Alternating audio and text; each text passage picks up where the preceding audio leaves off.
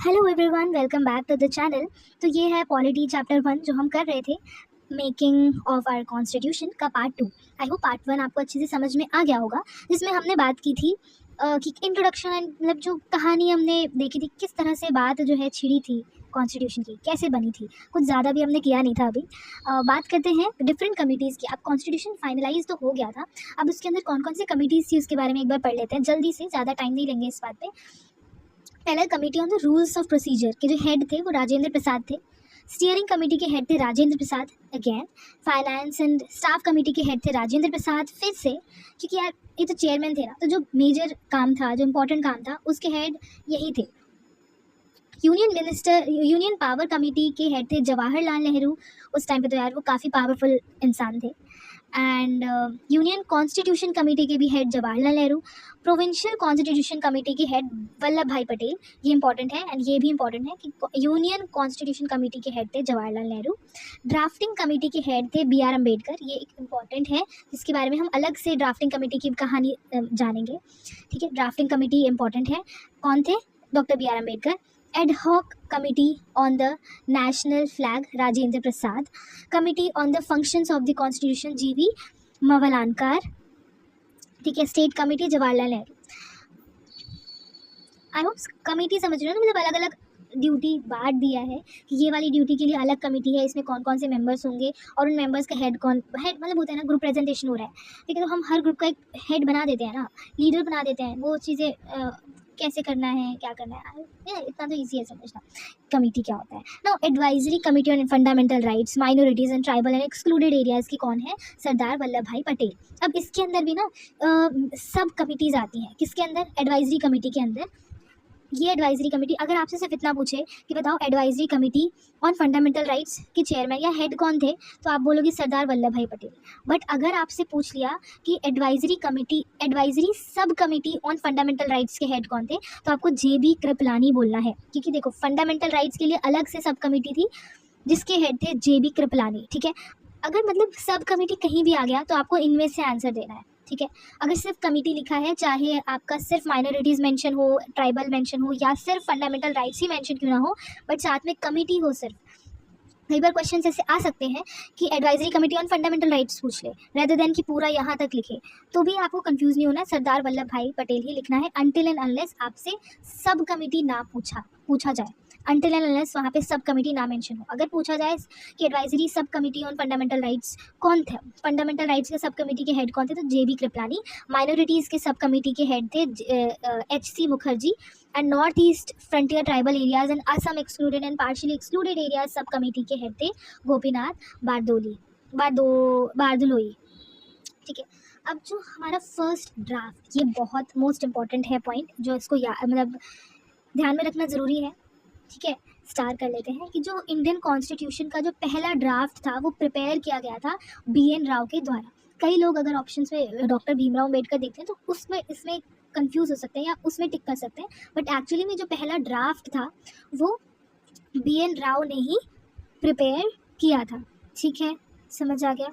अब हम कुछ क्वेश्चंस कर लेते हैं कि हाँ मतलब जस्ट फॉर रिविजन, एक तरह से आपका रिविजन हो जाएगा कि constituent assembly of India was set up by, किसके द्वारा सेटअप था? कैबिनेट मिशन के द्वारा सेटअप था, under the recommendations of cabinet mission. कब? कौन से ईयर में? 1946 में। अब सेकंड क्वेश्चन है, as per cabinet mission which, okay let me zoom,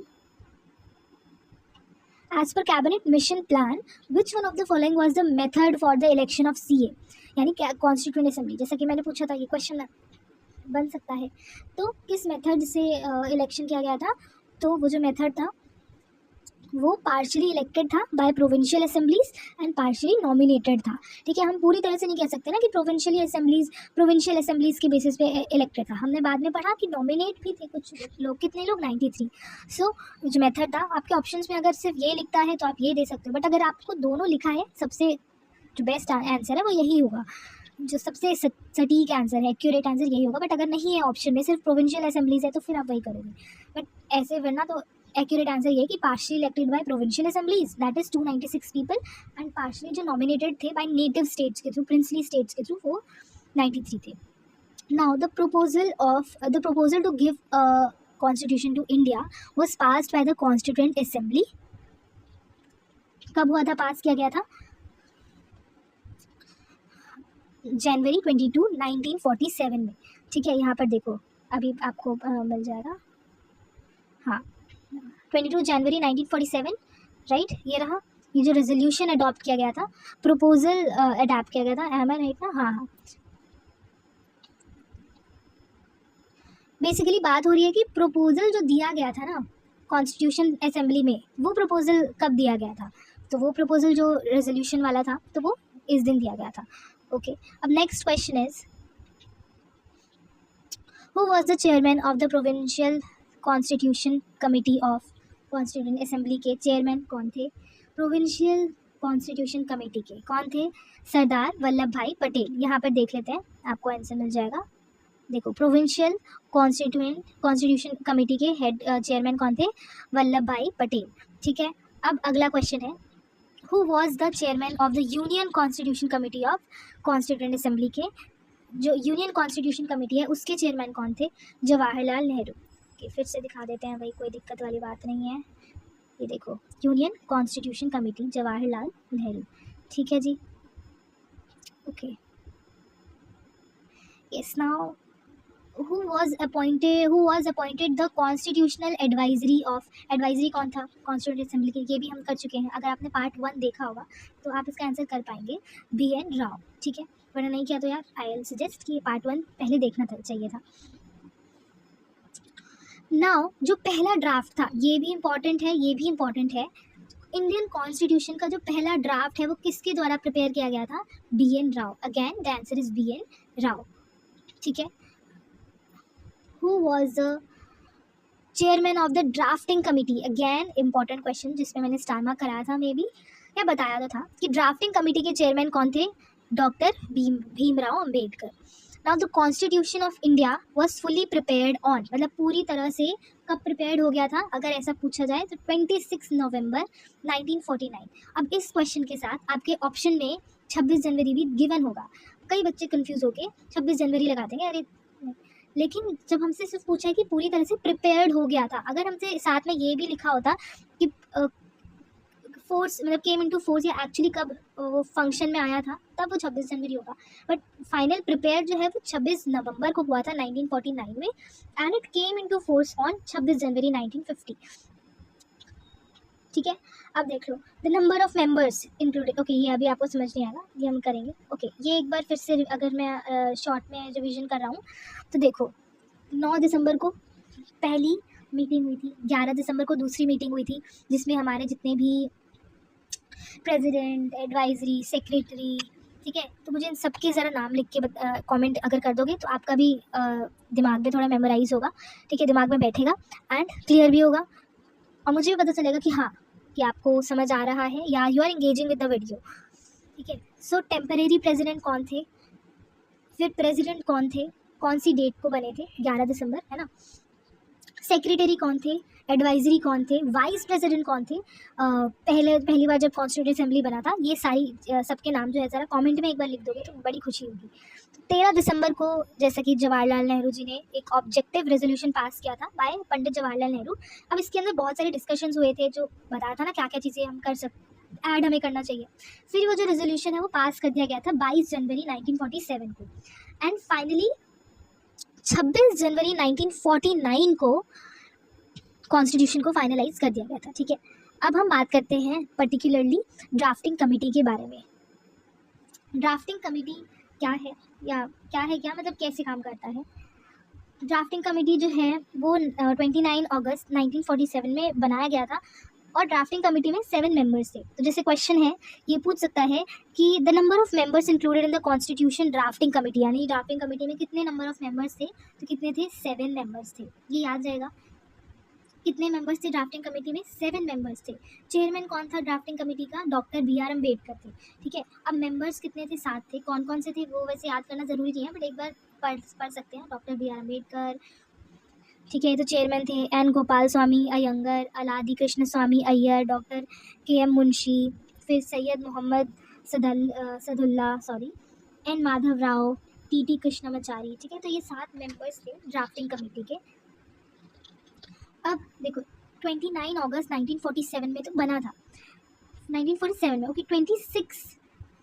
26 नवंबर 1949 में क्या हुआ था, जैसे कि हमने बोला कि 26 नवंबर 1949 में कॉन्स्टिट्यूशन हमारा जो है फाइनली प्रिपेयर्ड हो गया था।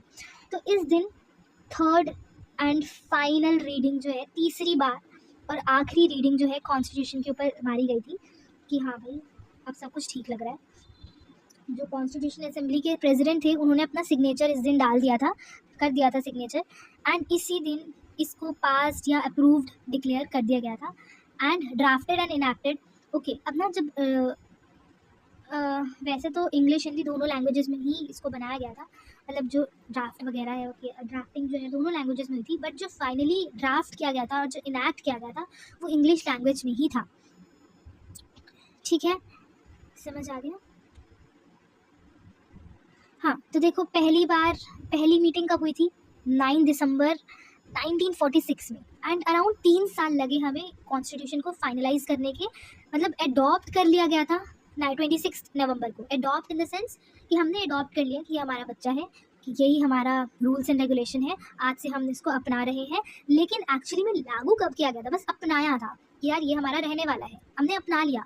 10 चीज़ों में से हमने एक चीज़ सेलेक्ट कर लिया फाइनली, बट वो जो हमने सेलेक्ट कर लिया वो एक्चुअली में लागू कब से हुआ था? 26 जनवरी 1950 में।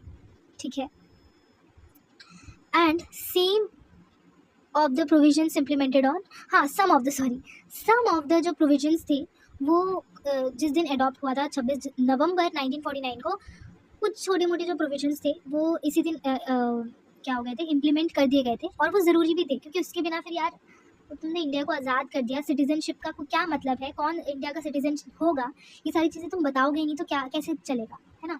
तो कुछ चीज़ें जो ज़रूरी थी तो वो तो उसी दिन अडॉप्ट कर लिया गया था 26 नवंबर 1949 को। कौन कौन सी चीज़ें थी? जैसे सिटीजनशिप की चीज़ें हो गई, प्रोविजंस हो गए, इलेक्शंस की क्या प्रोविजंस हो गए, प्रोविंशियल पार्लियामेंट, इस तरह की कुछ जो इंपॉर्टेंट प्रोविजंस थे उनको उसी दिन इम्प्लीमेंट कर दिया गया था। और रेस्ट ऑफ द जो रिमेनिंग प्रोविजंस थे या कह लो जो major part of the constitution था वो कब केम इनटू फोर्स आया था? ऑन 26 जनवरी 1950 को।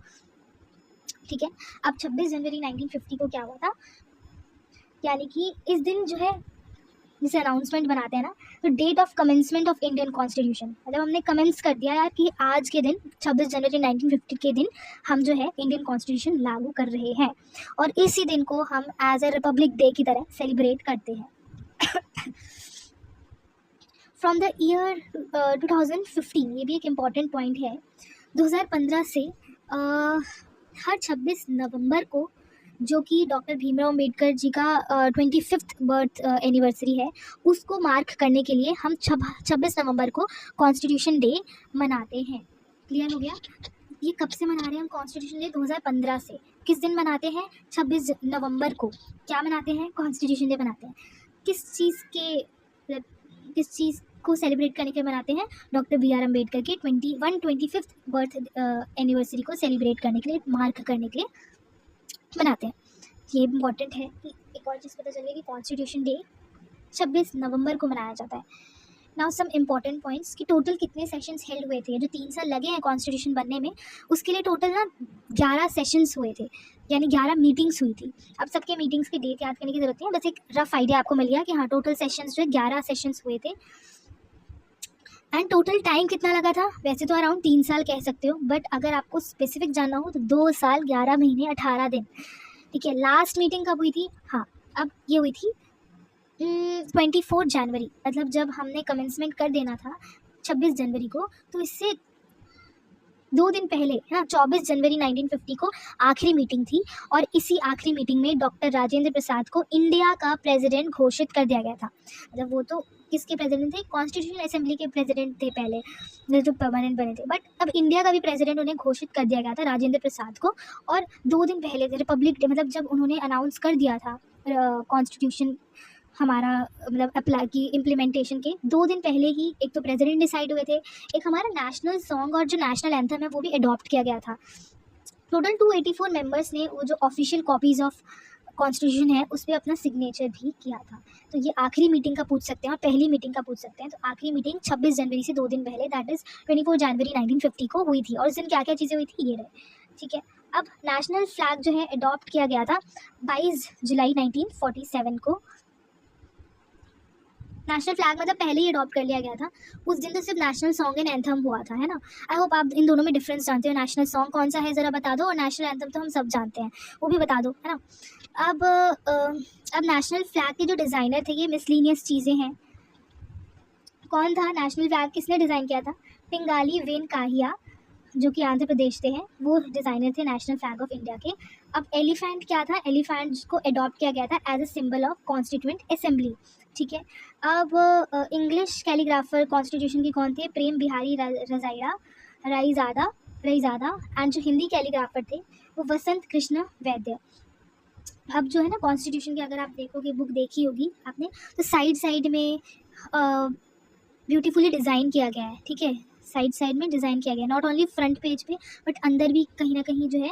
तो वो जो ब्यूटीफाइड एंड डेकोरेट किया गया था ओरिजिनल कॉन्स्टिट्यूशन को, वो नंदलाल घोष के द्वारा डेकोरेट किया गया था। एंड जो प्रियम्बल होता है कि we the citizen of India करके जो है प्रियम्बल, उसको, उस पेज को किसने ब्यूटीफाई और ऑर्नामेंट किया था? बीओहर राम मनोहर सिन्हा के द्वारा, ठीक है। अब 26 नवंबर 1949 को कॉन्स्टिट्यूशन जब अडॉप्ट किया गया था, उसमें क्या क्या चीज़ें थी? प्रियम्बल था, टोटल 22 पार्ट थे, जो अभी 25 हो गए हैं। आर्टिकल्स 395 थे, और अभी कितने वो आपको देखना पड़ेगा एक बार, तो ज़्यादा ही है। शेड्यूल्स 8 थे, अब 12 है, ठीक है। तो मेरे ख्याल से चैप्टर यहीं ख़त्म हो गया। ओके, लास्ट पेज है। जो इंडियन कॉन्स्टिट्यूएंट असेंबली है, उसमें 15 वुमेन मेंबर्स थे। कौन कौन से थे? हालांकि इतना ज़रूरी नहीं है, मतलब और भी थे, मैंने पूरे 15 तो इसमें नहीं लिखा है, बट आप कह सकते हो मतलब जो मेजर थे उसमें मेंशन है, ये इसमें मेंशन है। एक तो विजय लक्ष्मी पंडित हो गया, अमृत कौर, सरोजनी नायडू, सुचेता कृपलानी, दुर्गाबाई देशमुख, रेणुका रॉय, अम्मू स्वामीनाथन, ठीक है। इस तरह के और भी वुमेन मेंबर्स थे। टोटल कितने मेंबर्स थे ये इंपॉर्टेंट है, मतलब ये आपको पता होना चाहिए कि हमारे इंडियन कॉन्स्टिट्यूएंट असेंबली में उस टाइम पे जब पहली बार तैयार हुआ था तब 15 वुमेन्स थे, ठीक है। अब ओके, ये एक इम्पॉर्टेंट क्वेश्चन है जो हमने कहीं डिस्कस नहीं की, बट आप जान लो कि जो डॉक्टर BR अम्बेडकर हैं, वो कॉन्स्टिट्यूएंट असेंबली में कौन से प्रेसिडेंसी के थ्रू इलेक्ट हुए थे? बॉम्बे प्रेसिडेंसी के थ्रू इलेक्ट हुए थे, ठीक है। तो यहाँ पे हमारा ये चैप्टर जो है ख़त्म हो गया। पार्ट 1 पार्ट 2 का लिंक डिस्क्रिप्शन में है। अगर आपको समझ आ रहा है तो यार वीडियो को लाइक ज़रूर करना, सब्सक्राइब करो, ऐसे और चैप्टर्स आएंगे। एंड जो भी डाउट है, जितना हो सके इंगेज करो, तो उतनी ज़्यादा अच्छी लर्निंग होगी, ठीक है। एंड ठीक है, तब तक अभी के लिए इतना ही। मिलते हैं नेक्स्ट वीडियो में नेक्स्ट चैप्टर के साथ में भी। तब तक के चलो, बाय बाय।